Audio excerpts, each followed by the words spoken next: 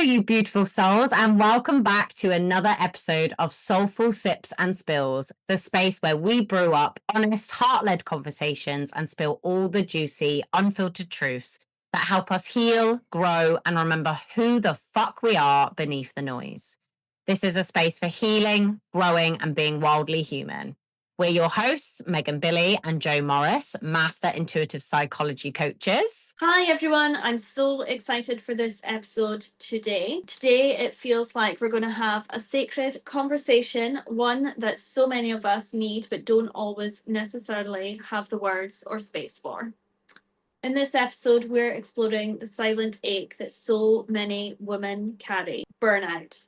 That feeling of being all the things to all people, stretched far too thin and giving until there is nothing left. Maybe you've experienced it yourself and have shuddered at the very mention of the word burnout. Maybe you're there right now. If that's the case, please know you're not alone. We're right here with you. This is not just a story of struggle, it's a story of resilience, of reclamation, and of remembering that there is a way back to yourself. Today, we are diving into something that could literally change the way you live your life. We are joined by the incredible Sarah Grimshaw from Little Greenbird Coaching, a passionate master intuitive psychology coach and Reiki healer who's here to share her transformational journey, trudging her way from the depths of total depletion to how she dug her way out of that hole and boldly transmuted her pain into power. This conversation is for anyone who's ever felt like they're holding it all together on the outside while crumbling on the inside. It's for the women on the edge, the ones who are exhausted, questioning, or just aching for something gentler and more real. So, if that's you or someone you love, we invite you to pause, grab your cacao, your tea, whatever your nervous system is craving right now. Take a nice deep cleansing breath in through the nose. And just letting it all go with a sigh. You don't have to keep pushing. You don't have to prove. This is your permission slip to feel and be. So sit back, relax, and enjoy the episode. We are joined by the incredible Sarah Grimshaw from Little Greenbird Coaching, a passionate master intuitive psychology coach and Reiki healer who's here to share her transformational journey, trudging her way from the depths of total depletion to how she dug her way out of that hole and boldly transmuted her pain into power. We are so excited to have you today, Sarah. Thank you. What an introduction. Wow. Got a lot to live up to there, Megan. No, my darling, it's all true. It's all true. But we're super, super excited to have you here today. And almost to sort of like break the ice, my fiercely fabulous co-host Joanna has our Soulful Sips questions for you. So I hope you're ready for those. I'm ready. I'm ready. If your soul had a drink order, what would it be? Ooh. I think I'd opt for something with a little bit of fizz. Perhaps gin and elderflower tonic. I think I would go with that. Oh, bougie. Yeah. Nice. I went for it. Yeah, I'm going for it. I'm just going for gin, yeah. Yes. Oh, I love that. Love a good gin. And the elderflower, that threw me. I was like, oh, Yeah. Sarah. Yeah, just a nice little twist. Yeah. What's a guilty pleasure that actually turned out to be your medicine? Ooh, a guilty pleasure. The thing that's coming to mind is when I used to go, well, I still do yoga. When I first started going to yoga, and then at the end there was the Shavasana meditation, and I had two really young children at home, and I was like, "What, we get to lie here for 10 minutes? Oh my gosh, this is amazing!" And just that little bit of time at the end was just so important to me. And Mm, actually that's formed the basis of my meditation practice now. So yeah, wow. just that moment of release at the end of my yoga was unexpected when I first started, but just so necessary. Yeah. Oh, I love that. I love that. Just the way you were like, I've got 2 young kids at What? home. Like, I'm gonna stay right here. This Oh, is it's such a amazing. good feeling. Yeah, I can completely relate. When my little girl was very young, I think she'd been a couple of months, I used to go to yin yoga, it was, and we used to do the yoga nidra at the end, and it was Oh yeah. just, oh, magical, magical. I can really relate to that. Mm. What is the most unhinged thing that you have done in the name of manifestation? Ooh, there have probably been many, many little habits and rituals and things I do or have done. Oh, when I was at high school, so going back a bit, me and my best friend really liked the popular boy in school. So we decided we were going to write his name on the soles of our shoes so that he would ask us out. And it worked. He doesn't know it was witchcraft yet. This is so funny. For evil. It was giving me like Toy Story vibes there with Andy on the boot. Yeah. True, true. Did he ask both of you out or just one of you? No, eventually both. Yeah. Maybe we should have written different boys' names on. Yeah. Don't know your own power. I know. I know. I know. Oh, awesome. Thank you for sharing, Sarah. Have the floor. Let us know a little bit about what you're up to and what's brought you here, yeah, to this point in time today. Okay. Wow. Big question. So, Mm. so yeah, just very recently qualified with IPA as a master intuitive psychology coach, which is phenomenal. It's Mm. been crazy and epic and immersive and transformational 6 months. It has been far more in depth than I ever imagined it was going to Mm. be. When I first signed up, I was like, yeah, I fancy this, that'll be great. And then a couple of weeks into it, I was like, oh wow, this is exactly what I needed. Yeah. The depth of study, Mm. the amount of work that goes into it, the structure of the course. Yeah, it was Mm. phenomenal. So yeah, really proud. I'm proud of you too as well. Uh, Oh, going yeah, on I'm that so journey. proud. I'm so proud of Yeah. all of us. I'm really chuffed. I think, as you say, it wasn't just a few tick boxes. It No. wasn't just a standard. I know we were talking about it recently, Sarah, where we love doing a little course and getting a certificate. This was Yeah. so much more than that. It was very in depth. And yeah, it's just been amazing to see everybody's transformational journeys Hmm. within their own lives. But I just wondered, was IPA where you started? Like, is that where your journey began with coaching or personal development, or did it begin sometime before? Actually, I've always had an interest in personal development, but my main career Mm. has been as a teacher. So I was a teacher for a long time, 16 years, and I was an early years teacher. So I worked with all the little ones at the beginning of their Oh. school journey and integrated the families into school, Mm. led a team of teacher assistants and support and all sorts of different people. And yes, I did that for a long time, whilst raising a young family as well.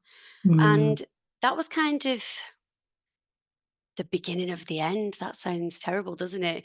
But that was the start of the end of my teaching career, was the start of my real personal development journey, I think. Mm. Yeah, I experienced burnout at the end of my teaching career. And in fact, I experienced it twice. And looking back, I can see now the reasons for that.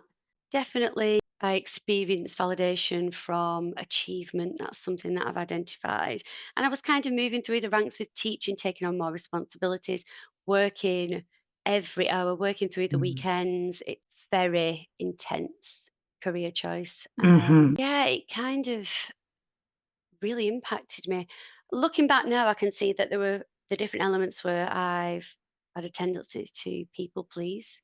Always Oh. want to achieve more.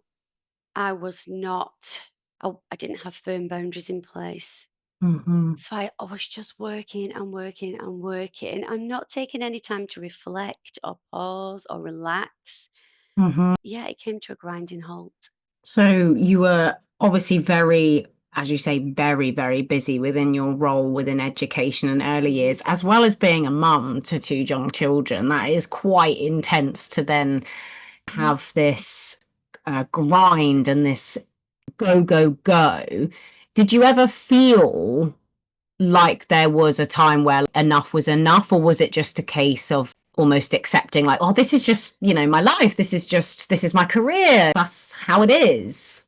It was just how it is. I come from working class family where my parents have both worked very hard for what we have, and that's kind of been my model for Mm-hmm. life. And people do have young families and they do work hard, but I was in a position where I was just going and going and going. And looking back now, I can't believe that I didn't take time to step out of that and look at the habits that I was forming that were quite destructive, really. So, yeah, there were a few different things that happened. I was having some health issues. My body was almost screaming to me, Sarah, this is too much. Stop. I ended up with a situation whereby it had been a long day at school. The children were with me at school. So we're in my classroom until around 6, half 6, meetings after school. And then I possibly hadn't eaten. We didn't have a break. Straight to the supermarket with the children, the trolley, and then home, and then food and unpacking and dogs and blah blah blah blah blah. There's, lots of things going on. And then at story time with my daughter, when I finally sat down, I realised that I just couldn't feel not one side of my face, and my shoulder, my neck. I couldn't just lost sensation completely, which was really scary. We phoned an ambulance, and there wasn't a conclusion to what happened. Eventually, the feeling came back after maybe 24 hours. There was no reason for it as far as we could see, but I Mm. do put that down to the stress, just the amount of tension that was holding in my body. The amount of Ah. cortisol that must have been firing around my body just was not healthy. And at one point, I had a heart monitor fitted because I was having lots of heart palpitations. My heart was spiking up to Mm. 200. And again, inconclusive. There isn't anything, touch wood, wrong Mhm. with my heart.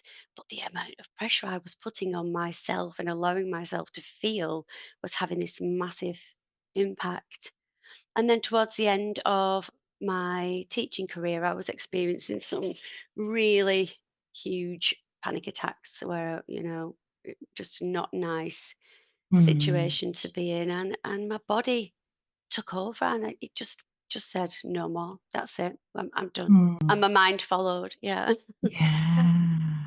Do you think there were some signs before it got to that point, Sarah? Could you now think back about some signs that maybe you missed at the time that were less severe than the ones that you've obviously experienced towards the end when you realized, oh, this is obviously burnout and the stress that was on your body? Yeah. And I just thought it was normal. So I would be exhausted, as many teachers, teaching staff are in schools, and I would be pulling myself. It's a bit of a pattern that you just are refreshed within the half term break, and then you go back into that system, and it's exhausting, and you're just dragging yourself towards the Mm. end. And then when you're in the holidays, the first few days you are just wiped out, Mm. susceptible Mhm. to lots of coughs and colds, but that's the environment as well, but a depleted immune system for sure. Mm. I can really resonate with that, Sarah, having worked within education and early years. It's almost Yeah, that culture, isn't it? That if you work in that setting, it's, oh, but you will just have a weak immune system because all the kids have got coughs and colds. Oh no, like we're all just really tired here because we all overwork till we're practically in the ground. Like, oh no, it's yeah, just like it's just expected. It's just the culture, isn't it? And it's sometimes not until you maybe speak to people outside or you start opening your awareness to other things that there's more to life than feeling that way. I don't know if that kind of resonates with you, but that's kind of how I explored moving away from burnout within that, because everybody was so set on like, well, no, this is just it. This is how we do it. You're always going to be exhausted. That's life. And I was like, is it? Oh, mm, do we have to be? Like, Mm. And I just think there's an enormous amount of passion involved in teaching, in education, in the care sector. People don't work there for the pay. Mhm. You're there because you really care and you want to make a difference and you feel needed and you are needed. And so I do feel that when I was in work, I just switched off to the exhaustion or what my body was telling me because you're in the zone and it's such a busy time. You're making such a difference and you're doing so much good. It's kind of the self is put to one side Mhm. almost. It was a feeling of that I was dragging my children along with me as well. And I'd wanted to be a good role model for my children as my parents were for me in this environment where you work hard and you earn a living and you do the best for your family. But then there's the human side to that as well. I came to the point where I thought I didn't think I had the burnout, and I had conversations with my children around the fact that I'm tired and I'm Mm. just a human being and I need to step away from this. And that's okay for me to feel like that. I don't have to stay there forever if it doesn't suit me and my family anymore. I Yeah. love that. I really love that. Just because actually that's such a courageously brave thing to do when that's what's expected of you. And as you say, being a mum, and I'm sure Joanna, as another mother, you will agree that pressure you guys Mhm. have to be it all, like to do all the things, to be all the people. And as you say, you obviously have such passion and such a caring nature. Like you do want to make that change. You've obviously connected with these children and you have a relationship with them and their Oh, yeah. families Mm. as well as your own. And you're just trying to be all the people so that it helps them and you can see that it's great. But at the same time, I think it's so courageous to acknowledge that you don't have to be all the things and you don't have to be all the places and you can say no, I've actually changed my mind, this isn't for me, it doesn't align anymore, it doesn't feel good. Yeah, I love that you said no, I'm human. Yeah, it was huge for me because I'd become buried under different personas or labels, and that was who I was. And that was massive Mm. to then break away from that and to think, well, who am I? This has been me for a long, long time. This has been the life that I've lived for a long, long time. And I need to just redefine who I am and what brings me joy and what I want my life to look like. I was fortunate that I was able to come away from that. I did try to go back into teaching. The people that I worked with were amazing. They tried to facilitate my return to school with different roles or support. But I mean, I mentioned to Megan previously, it was like a huge merry-go-round, a carousel that was spinning, and I'd come off it and I just couldn't get back on. I just couldn't regain that momentum to Mm. grab hold and get back on that merry-go-round. I just couldn't do it.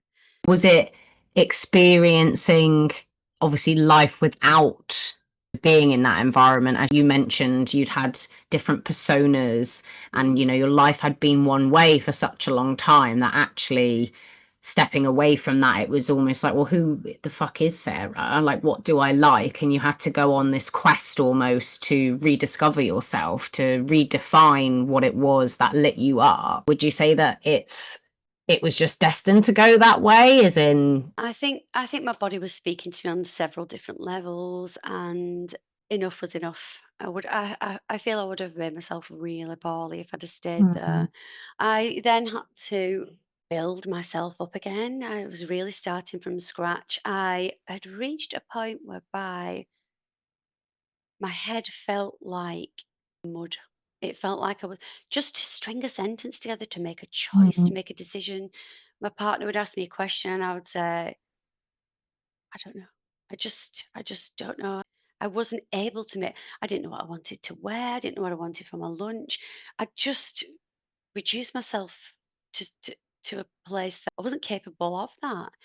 And I just needed to rebuild myself. I created a little bit of a timetable for myself, which was as basic as taking a shower, eating something nourishing Mm. and then building on that every day. It was as basic as that. I stripped it right back to its core. I needed to walk my dog. They needed a walk, so I would dress and I'd go for a short walk. And actually, I would choose to go when it was dark or when it was raining so that I didn't need to bump into anybody because I just didn't have the confidence to have that conversation at that time. And to put Um, those masks on again, I guess, of like, I'm fine, how are you? Just on yeah, my walk, I'm crumbling, go away. I just would not have been capable of that. And I did bump into somebody once and it resulted in me walking away and I just had the biggest panic attack. A difficult time, but a time of rebirth. I started little by little to expand upon that timetable that I'd made for myself, and I wanted to find what brought me joy. So after I'd walked the dogs, I realized I feel a little bit better. Being outside and having that activity, that exercise and moving my body has made me feel better. So I incorporated that on a daily basis. I started to read again. I wanted to treat myself as I would one of my own children when they were poorly, just to wrap myself up in that care and that love that I'd neglected for so long and to make myself feel better. And that was my aim, to find the little pieces of joy and just to follow them and to expand on them as much as I could. I love that, Sarah, that you looked Thank for you. the pieces of joy and that you had that awareness that that's what you needed at that time. Did you come up with this yourself, like to strip it right back down to doing the simple things and then building on that? Or did you reach out to get some external help? I'm just thinking for anybody listening that might be experiencing the same sort of thing, Yeah. what sort of avenues they could go down. I did reach out to the GP. I needed time off work anyway, so I had to go down that avenue to go and speak to the GP. And it was very emotional. I hadn't had those conversations. I hadn't made anyone aware of how I was feeling until it was too late almost. So I went to the GP and she did suggest spending time outside and exercise. I think she also mentioned antidepressants, and I have no issue with medication or antidepressants or anything like that. But at that time, I just didn't think that was what I needed. But I just had to listen to my body. I, stripping it right back was just what happened because I was burnt out. Instinctively, I just felt like I needed to move. I needed to do something. I needed to rediscover who I was before all of this. It was a really instinctive process, but a very, very gradual process, taking small steps, writing down at the beginning of the day just 2 or 3 things that I wanted to achieve that day, which were as simple as spending 5 minutes outside, showering, eating something, right at the very beginning. As time went on, I know I've got a lot of validation attached to achievement, which was why this burnout happened as well. So I was wanting to achieve more and it was just becoming unrealistic. So I decided to take a few little online courses, which were free or for a very, very small payment. And then I like to learn. And when I was learning, I was finding that was joyful. And then I got a certificate at the end. And I was just, I was so pleased. And it wasn't anything major, but I just thought, oh my gosh, that's really lit me up. That's made me feel really good. I'm going to do more of that. Mm. And then I decided to refer myself for CBT. So you can, in England, self refer for CBT. And that was an online course as well. And I completed that and had a mentor. And then they put me through for some more counselling, which was also beneficial. Mm. So it was a really slow and gradual process. I just had a question, Sarah, when you Mhm. mentioned about the CBT. There's no issue with medication and things. It just Mhm. obviously wasn't right for you at that time. I have both been on medication and not, and chosen not to, as well as different forms of therapy. And I was just wondering, did you find with CBT or like, life skills or anything that you were learning at that time, did you found that they helped? Or did you find it only went so far? Like, what was your experience of those, like CBT, etc.? It did help. it helped that I was doing something proactive. Again, I felt like I was achieving something.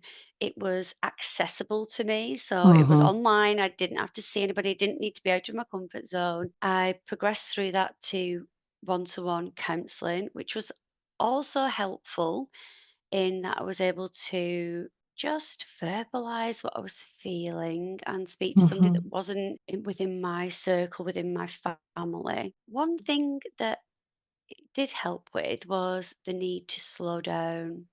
It didn't go into too much detail with it, but that was something that I then went on to think about, and that sense of rest and relaxation and intentionally taking time to stop.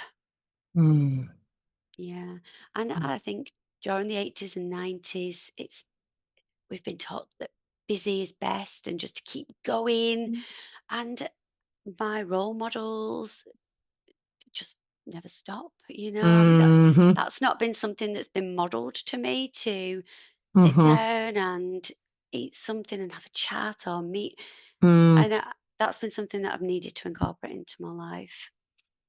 Another thing that happened along the way of this this process was that I began to socialize more, and a friend came over to stay with us from Australia, from overseas, and he was sat in the kitchen, and I'd made him a drink, and I was up and down, I was washing up, I was tidying up, I was sorting the door, and he just said, "Sarah, do you think you've got ADHD?"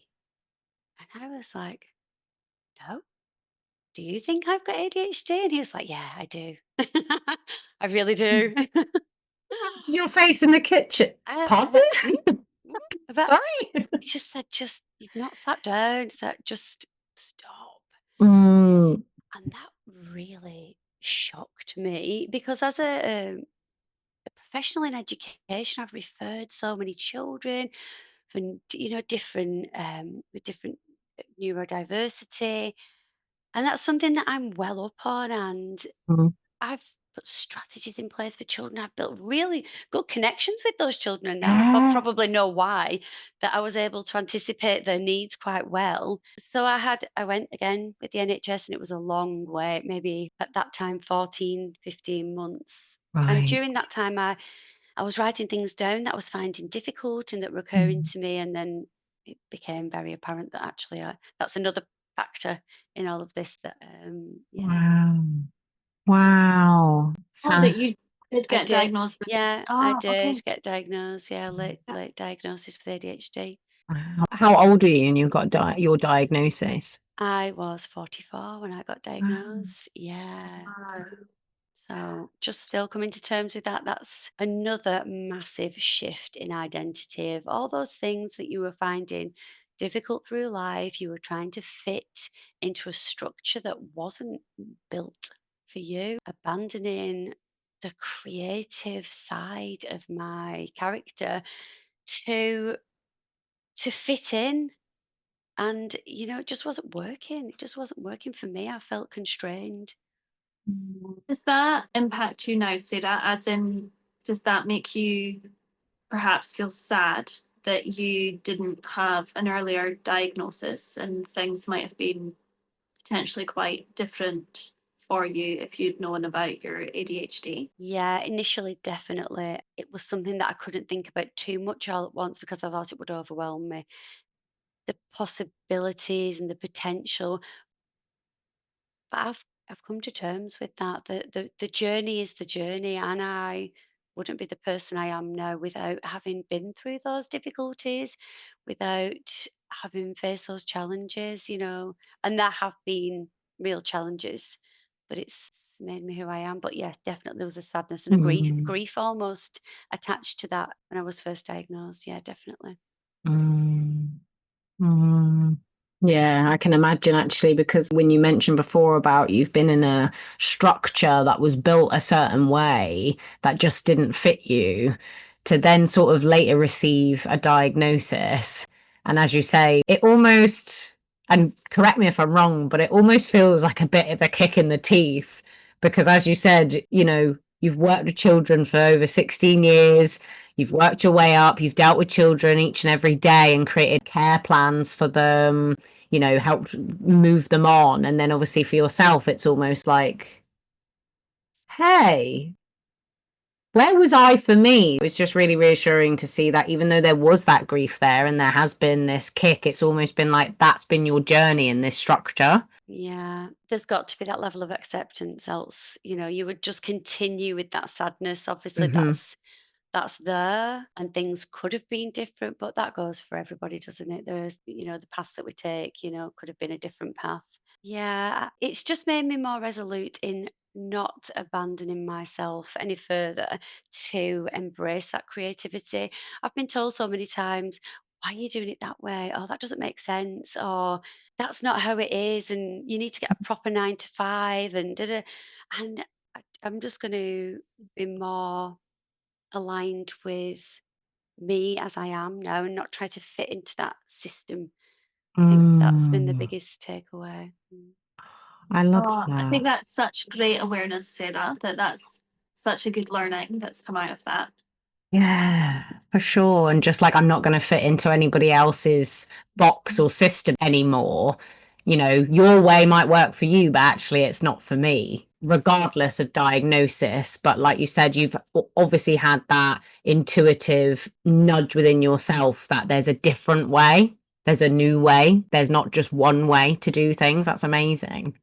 Yeah, you took the words out of my mouth. There's not just one way. And we're in this system that you feel that that's it, you're yeah, just in the flow of it. And it doesn't have to be like that. And initially, when I did have my diagnosis, I didn't tell people and I didn't speak to people about it. And I just want to raise awareness. There are so many people that are being diagnosed. And I do think we'll come to find in years to come that so many people have a brain that works in a different way. It's not just one normal Mm, way of thinking. We're all so mm-hmm, diverse. So why mm-hmm, not speak out about it and raise that awareness? And that's kind of where I am at the moment. I'm not hiding that.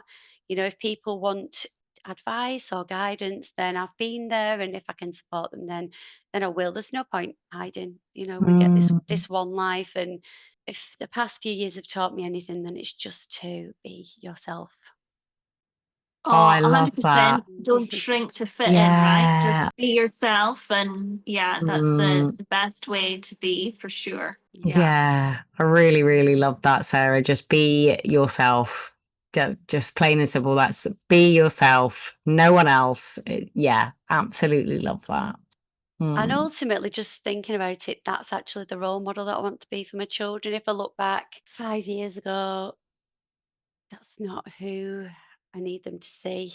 This is the Hmm. person who, with all my flaws and all my weirdness and craziness and changing my mind Whimsy and and going on, wonder.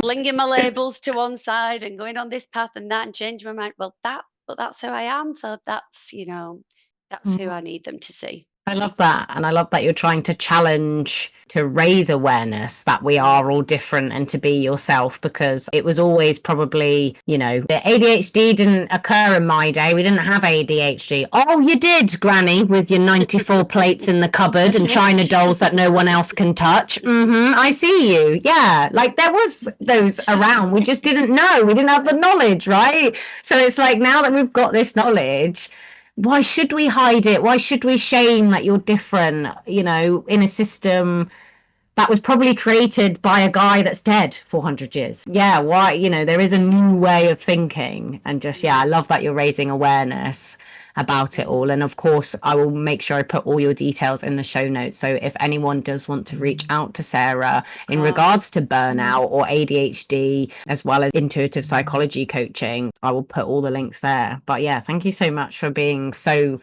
open and honest about your story, where you've I, been and everything in between. yeah, because I just feel like the more open and honest you can be, the more authentically you can live your life. And I have found that since I'm just being me and just being myself, that things and opportunities are arising for me that really fit with what I want my life to look like. Mm, And I'm not having to force it, I'm not having to push it. The right people are coming into my life, and it feels so much easier and it mm, feels so much lighter and more fun. And it's just all happening without that push, I think now, which is mm. lovely. That's so Amazing. beautiful, especially Mhm. like when you said at first it was for everyone else, and then Yeah. now you're doing what's for you, and you're even happier than what you maybe thought before was like correct. And you're like, it's just like, no, actually, I'm fine. Yeah. Everything's just falling into Yeah, place. I How love good. that. Would you like to tell us a little bit about Little Greenbird Coaching and what you get up to, what you do, and how you can help people? Sure, yeah. So my new venture of Little Greenberg Coaching as a master intuitive psychology coach, I am currently reaching out to different community groups. I'm working with the community at the moment with groups of women in the community. So I wanted to give back in that respect as a priority. I'm also working with neurodivergent women, either newly diagnosed or suspecting that they have ADHD or some form of neurodivergence. So I'm doing lots of coaching there as well. And I'm also wanting to reach out to the corporate sector. So before I was a teacher, I also worked in construction. I worked in the corporate sector, and I've got lots of friends who are in that field in senior leadership or CEOs, and it's lonely. You know, that level of elevation really removes you from the team. You are then Mm, in a different on a different you can feel like you're on a different level, and it does create this sense of isolation. And I do think with the advent of AI as well, teams are going to become more fragmented. It's hmm inevitable. And I'm just really being drawn to working with those senior leaders to coach them through that, to coach them through having a family mm. and being a leader to preempt burnout. I think back to myself 5 years ago, basically me, working in that position where it can be lonely. That's something that that an avenue I really want to go down as well. So yeah, I love that, showing them a new way. It doesn't yeah. have to be that way. That's Yeah, amazing. I'm bringing my authentic self to the corporate sector as well, going back into that arena, but without the masks. Mm, Just bringing that sense of compassion into a really structured and often artificial world. hmm I love that. Without the mask, just bringing Yeah, your authentic essence to it and no longer, because I'm sure there's probably been times just humanly, naturally, you feel maybe self-doubt creeping of, oh, am I going back into this space? And, it can be a bit tricky when you're molding and shifting, right? And trying new things. But it's amazing that you've had this complete shift of, I'm no longer putting the masks on when I walk yeah, into this corporate space. I'm bringing me to show you how to be more you. It's like I'm giving you a big permission slip here to let go that these masks and this fragmented kind of corporate space. That's amazing. yeah. And that is the power of vulnerability, isn't it? That as soon as you express your own Mm, vulnerability, it just gives other people that permission to do the same. Because people in corporate are still human beings, but yeah. there are very often people going into work, doing their job in the city or wherever, leaving, going home, having never had a connection with anybody during the day, not having Mm-hmm. had a real conversation. And I just find that that's Mm, just sad. It doesn't have to be that way. no, I And love that. another thing that really occurs to me is self care as a buzzword within education, within the corporate sector, and it's a box that needs to be ticked. And we go on a self care course, and then we come back into work, and there's just no time to implement anything. It's a standalone session that Mm-hmm. isn't integrated into the Mm-hmm. fabric of the working day, and that needs to change. It does need to change. You're so right. And it's treated as a tick box or a have a herbal tea, have a bit of self-care, take a bubble bath, but it's something so much deeper than, painting your nails to feel good, isn't it? It's more than a buzzword. It's more than some box you have to tick. It could change your life if you look after and nurture yourself, just like Sarah did in the depletion of burnout, like a child. You really do have to connect and soften and nurture yourself because you know, you guys are mothers. Would you ever speak to your children when they did something wrong? I know we all lose our shit, just saying. I know we all lose our shit, but you wouldn't speak to your child and be like, oh, you silly girl, you've done that. Oh, for fuck's sake, like, why would you do it like that? You know, but we speak to ourselves like that. You'd normally, you know, you'd get your little Madison and you'd be like, oh, darling, it's okay. Like, come give mummy a big hug. We'll work it out together. Like, we're so much nicer and kinder. And I think it's just amazing that you're making that change for people, that we don't have to do it all the same way. And if their way's not working, that's okay. But your way might be different, and it's okay to nurture yourself in that way. Yeah, and I think the IPA coaching, the intuitive psychology coaching, is perfect for that because it allows you to look within Mm, and to find where the busyness is, to find where the weight is, to find what's holding you back, and mm, to accept, to release, and to create that space within, to create that sense of confidence, to put those boundaries into place and to say, actually, I'm still a nice person, even if I say no. It's just not something that I can do at this time. I will get to it, but that's where mm. my boundary is. And I'm going to be a better person if I know myself and I adhere to those boundaries. Yes. Yes, I love that because it just gets rid of the noise, doesn't it? Like the power you have within inside of yourself, you do have all the answers. And everybody has the answers, right? It's not like I've got a cheat code and you don't. Like everyone can be tuned in. It just depends if you're tuned in or tuned out, right? If you're not open to change and you're not open to trying new things and making it work in a different way, then of Yeah, and course. how many times do we ignore that intuition? As I've said, I've done that countless times, and my body, my soul was speaking to me, and I pushed it to one side because I was letting my choices be made by a system or by other people or by the echoes of other people's opinions that were still resonating within me, that were speaking to me louder than my own voice and my own heart. Mm. And we need to strip that back, let go of past relationships, just let it go, and then let the voice that we hear loudest be our own. Oh, Sarah, God, I could listen to you all day. Like I've been trying to shut the fuck up because I've been just excited or just want to ask you questions because you just have so much knowledge and realness within you. And that's why we've been so excited for this episode today because that's what we're all about. We don't want this bullshit approach or this like, I don't know the word for it. It's not cookie cutter. Just what everyone else is doing. Like we want the honesty. We want to step into the things that maybe people are The too afraid. rawness. Yeah, like we want to step into the things that aren't talked about or shared enough about because so many people suffer in silence, whether that has been in a world that doesn't feel right for them, whether that's due to mental health struggles, learning difficulties, family extent. Like we've all got stuff going on, right?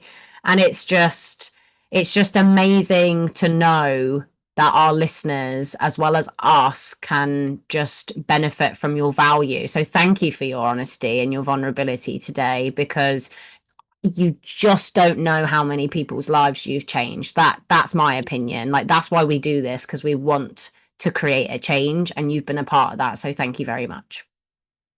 Thank you. Thank you both. That means the world to me. It's taken me a long time to get here, but yeah, if I can help others, then that's exactly what I want to do. Love that. Yes. Did you have a poem to read, Sarah? Yeah, I did. Yeah. Oh, I'm excited. I've been waiting for this. How good. I've always written. I've got so many Okay. poems from even when I was like a teenager, when I was at uni. Ah. I've always found that that's how I express myself. Specifically poems as well, which is I don't know. Don't know why Ah. it just comes out like that. I always have, and I've always kind of just never done anything with them. So I decided to put it on the other day. I was like, oh gosh. Oh, I love it. It's so The good though. dread. You know that way when you feel really passionate about something and you're like putting pen on paper, it just feels so good, doesn't it? Like I've got a friend and she likes to write poems, and when she's like really passionate about sometimes she like comes out with like rhyming words, like she's just rhyming because she's so like getting into the So rhythm of weird. it, and I'm like, oh, okay. Okay. And she's just going off. I'm like, oh, okay, like we're just all rhyming here, but it's just because she's like so in the moment, passionate about it. Anyway, I'm so excited to hear this poem. Oh, I love And that. Yeah, me does your too. friend have ADHD by any chance? I actually don't know. I need to Oh, ask her. right. Yeah. Because I do that rhyming all the time. It's like, yeah, rhyming. Honestly, Sarah, I don't mean to alarm you, but I have been thinking for quite some time about an ADHD diagnosis. And it's just since IPA, I see it more and more with signs every day. And I think something that stopped me maybe before our conversation was that almost ADHD was becoming a buzzword. Maybe it's wrong to describe it as a buzzword, but it was almost an excuse for anything else. If a child was just misbehaving, oh, well, they're just ADHD then. Like the other things we need to put in place. And I think, say, for myself, that was also maybe an issue of why I haven't explored something further, because you've almost creeping on the sides of like, oh, I do that. Oh, I do that. But you also don't want to be another, oh, it's just this. This is the way I do things. And this is why I am the way I am. But actually, there's parts of me that have those traits or those characteristics, and actually knowing that would make life a bit easier in a system that isn't set up. My definition or the defining characteristic of ADHD is it's exhausting and it can be debilitating because everything is hard. You can find yourself in a situation whereby you're in debt because you can't face bills, you can't manage times, you're always late, the car's never got any petrol, you're letting people down on a massive level, being late for everything. The organizational skills are not there, and you are trying so hard, and it is exhausting. And that is the truth. And when people Mm, pussyfoot round it, I just feel like I need to be out there saying that because it's exhausting. It's not just as yeah. you've said, like, oh, I'm a bit ADHD. No, it's fucking horrible. Yeah. Sometimes it's really, really hard. And the emotions associated with it, and especially in the teenage years, the emotional dysregulation. There are so many kids going Mm. through eating disorders and mental health issues. Are we ticking lots of boxes here, Megan? Yeah, because that's the reality, and it's hidden. It feels It, so outed it's right now. hidden. Yeah, I've been there. Megan's in I've the been there. limelight.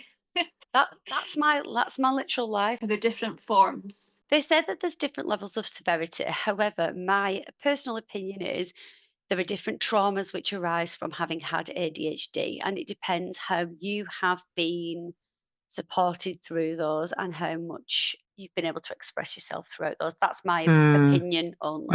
And for women, it was very different to boys. Men, I suppose, men are more easily diagnosed. It also presents in a much different way. Like typically or stereotypically, it would be, oh, they've got loads of energy and they can't sit down and da da da. And that was kind of why boys maybe got labeled with that. Whereas the girls who are actually sitting silently, really listening intently and judging the scene, anticipating what's happening next. Hypervigilance, loss of Mm, focus, staring into space, not keeping up with the mm. conversations, Well, No, shit.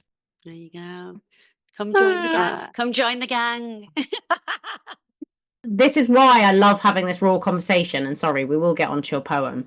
But this has been something that I have been struggling with probably on and off for a couple of years, but not, as I say, not giving myself that diagnosis or that stereotype, whatever word you want to use here, because it just became a buzzword or an excuse or a this or a that. And I learn by the world around you, as you say, like sometimes because we ignore our intuition, we ignore our own voice. And I think sometimes that's what the world has maybe presented to me. Whereas my intuition could be screaming so loud that, like, this isn't right, or I can't do this, I shouldn't be here, this isn't the way. I don't know if you've seen The Mandalorian, but it's like, this is the way. That was me. It was just a voice. No, this is not the way. Turn round, go again. And it's just, yeah, I think it's trying to keep up in that world. And I've just kind of shrugged off. So like hearing your honesty of you're exhausted, like It's you're, exhausting. emotional all the time, or because to be honest, with the world that we live in, I think I've kind of maybe created the belief like, well, I'm just fucked up then. I just clearly can't manage because I work several jobs and I somehow can do X, Y, Z and la la la. So clearly I can't have ADHD. Like, oh, I've been really successful in childcare early years as a Senko officer. Funny enough, Senko children loved me. And it's like, oh, darling. And it's just, yeah, things you've been saying, I just think are, yeah, exactly what I maybe needed to hear as well as the listeners. And I just think it's, if you've been having those thoughts that possibly you could be ADHD or anything, or you just want to talk to someone and kind of explore what that is, don't feel maybe guilt that I felt of like just being another statistic or just being another X, because like if it's showing up for you, it actually, it might be for you. We're not saying we're going to label everyone, but do you know what I mean? I just think most people, like myself, have gone, oh, well, I don't want to water down what that is. I think it's a bit of a cliche, but as I've moved into my 40s, and especially on this past year, I think self acceptance really comes from not abandoning yourself, even in the middle of all those messages, not thinking what should be and what other people say. It's just going with what I need. Mm, And I'm not there yet, but I think that's when you probably become truly aligned because you don't feel like you trust yourself to mm, advocate for yourself in the face of doubt and other messages and other people's opinions. But you know you're going to champion yourself. mm.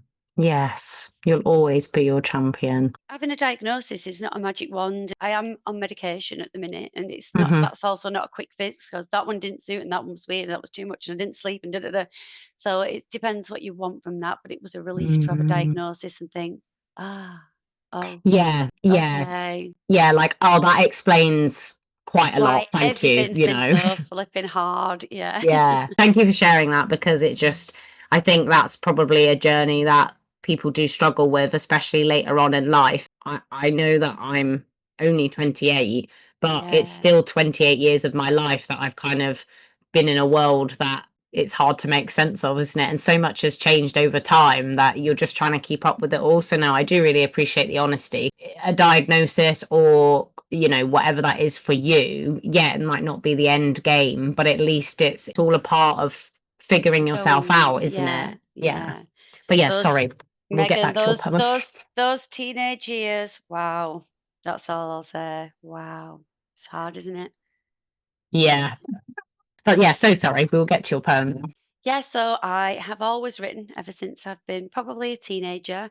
And I think that's just a way that I express myself, or I have done throughout my life. So yeah, so a poem that I wrote a few months ago, possibly while I was on the intuitive psychology journey, was called Lost Voice. I'll do that one for you today. Lost Voice by me. She conjures a smile and brings out the wit, adjusts the mask to make sure she fits in with the people, the friends, the crowd, with lights too bright and sounds too loud. But smiling all the time, she tries to follow the chat, though her thoughts run wild. A glance, a flicker, a word, a sigh, just the smallest hint of how dissatisfied she has become with her life, her body, her mind. She has good intentions, just never the time. How nothing is wrong, but nothing is right. And softly she cries in her pillow at night. This girl's not a stranger. She's you, and she's me. She's the woman in the cafe sipping her tea. She's the lady you passed in the bakery aisle, the one with sad eyes but a beautiful smile. Just a person who's lost and doesn't know why. She's feeling so empty but still saying, I'm fine.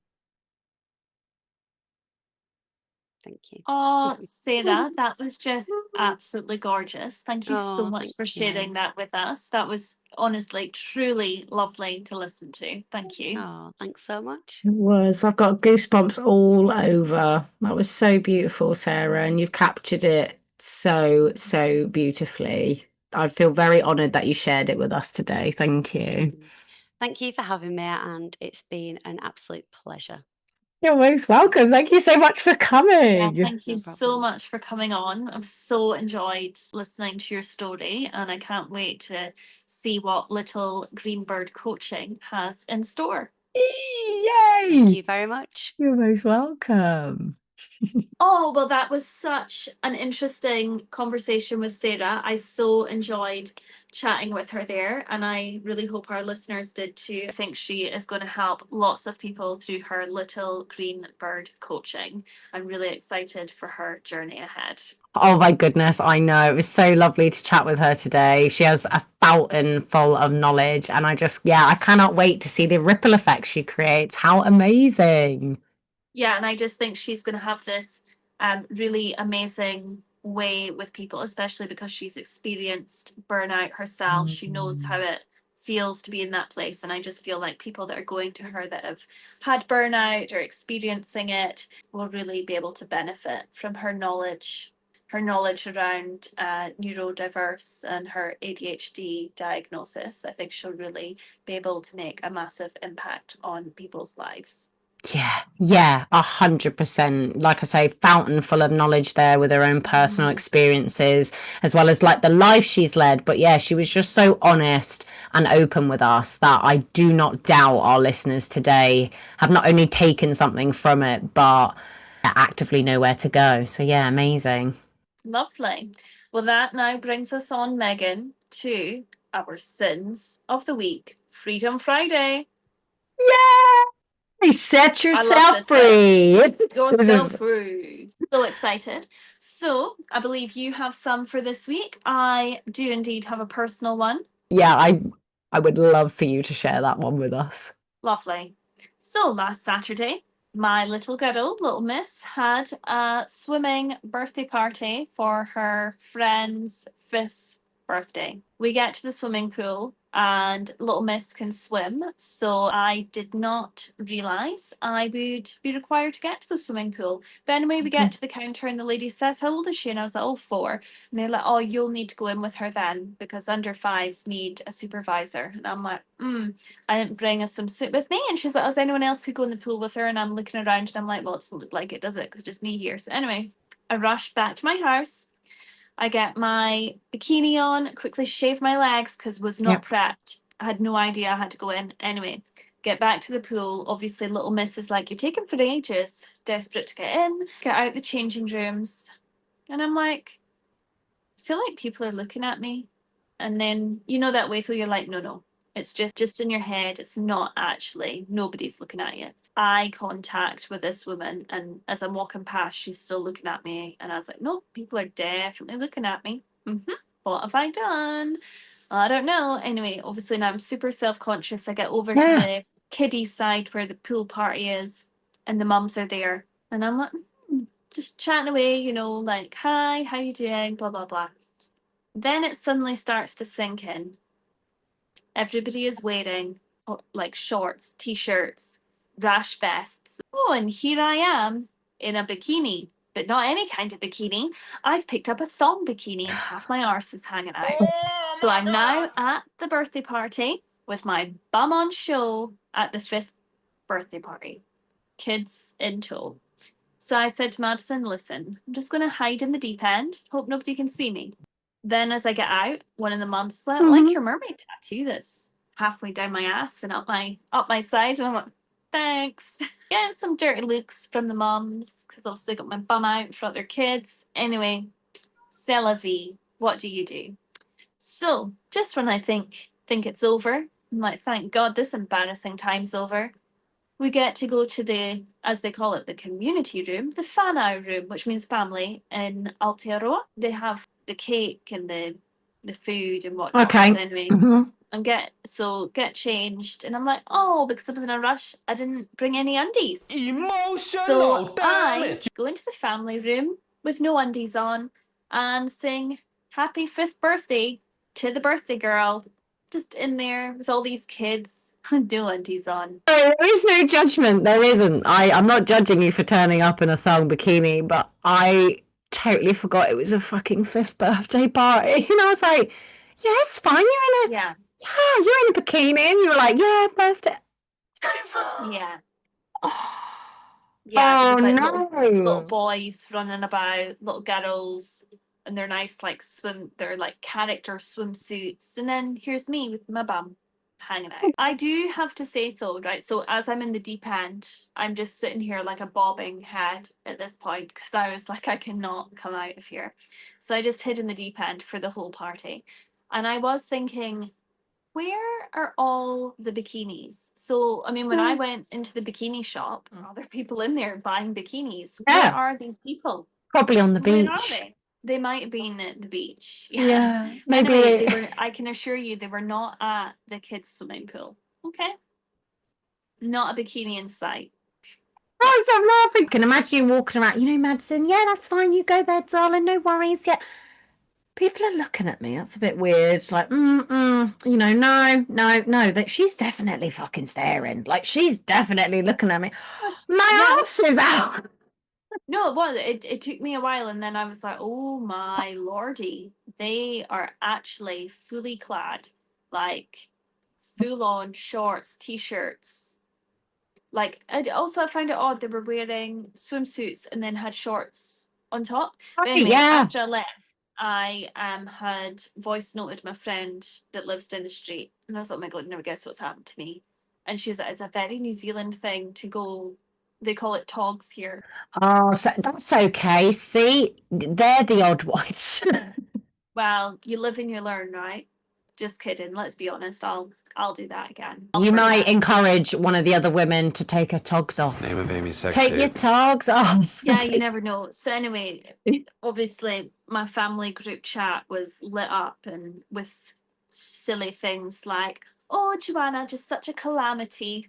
And I'm like, yeah, I'm glad I give you all a laugh. That must be a Scottish thing because my niece used to get called Calamity Caitlin because she'd be like, Yeah, still at it. She's Yeah. still at it. 33, still at it. She's a mum and she's still at it. Calamity Joe. Oh yeah, Yeah. baby. Yeah, I love sin it. free. That's my sin. Yeah. Do you feel better getting that off your chest? Do you feel good? Like you got your ass out? I don't know if I do, to be honest. I don't know if I do. Don't know if I feel worse for sharing it with the world. Now I have to go to daycare pickup. And literally, the first time I went in, I was like, I don't want to look at anyone. And I just kind of was like, oh, hi. Hope there's no other mums here that have seen my bum. My God, I hope they don't listen to this. Then they're going to know that I stood there with no pants on his 5th birthday party.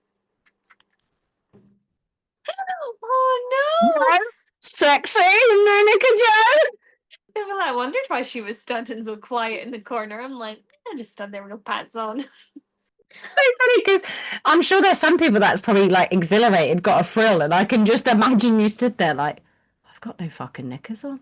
I've got no knickers on. What if I get run over on the way home? I've got no pants on. Yeah, I wasn't enjoying it. Anyway, there we go. Sin. I can love that. What's some sins that you have had? Have we had any written in? Yes, well, I've heard it straight from the sinner's mouth, and I must say, I was howling, we were howling, and I hope I can just retell it with justice. As always, there is absolutely no judgment. This is your space for raw, unfiltered expression, a place of safety and connection. All parts are welcome here, so set yourself free and just have a giggle. Have a giggle at yourself. It's fine. It's fine. There's no bad parts. But I was chatting to someone about the podcast and just explaining our new feature about sins. And their eyes lit up and was just like, I actually have a sin to tell you. Do you mind? And I was like, of course not. No, go. Got my pen and paper. Like, yes, I'm listening intently. Please do tell. And they were probably in their 20s, I would say. So yeah, like late 20s, out with their friends, their younger cousin, I believe, and they're desperate for a wee. They've obviously been venturing, playing out, and I think that must have been quite away from home, and it was a case of like, I'm gonna wee myself, like I need to go. Is there any toilets? Is there any toilet? No. And the younger cousin just said, oh, well, it's okay. Let's just hide behind here. Like, it must have been a bush, whatever. Hid behind there. And the younger one starts going first and like pulls her pants right down and starts doing a wee.